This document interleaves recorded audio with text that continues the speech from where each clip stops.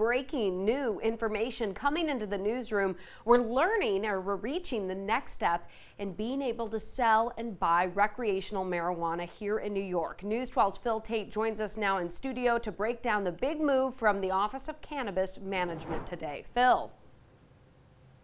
Yeah, Christy, the Cannabis Control Board just voted to move forward to public comment on a package of regulations on how to distribute the retail marijuana licenses. The big headline here, it would set aside the very first round of licenses for those either convicted of or with family members convicted of a marijuana-related offense in the past. The use of recreational marijuana was legalized just last year here in New York, and social justice reform was put at the forefront, aiming to bring revenue to communities that have been hit hard by the war on drugs for decades. The state's Office of Cannabis Management met this afternoon talking about regulations that would limit eligibility for the first set of applicants to those who were once involved with the justice system. And according to an OCM spokesperson, the first 100 to 200 spots are slated to be set aside for this group. Social justice advocates have praised the state taking this move as they say the justice system has locked up a disproportionate number of people of color for drug crimes. The board also approved a license for hemp farmers seeking to grow adult-use cannabis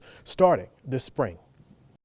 We are putting our farmers and those who have been justice involved at the front of the line and at the forefront of this industry.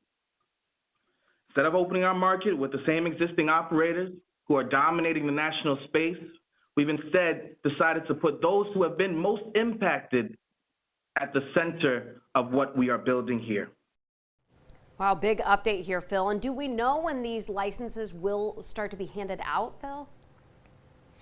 Yeah, well, it is still unclear how many retail licenses will be issued in New York State. Christy, a lot of unanswered questions for when the application process will be available to applicants, and this all happening as sales of marijuana are expected by the end of the year. Christy?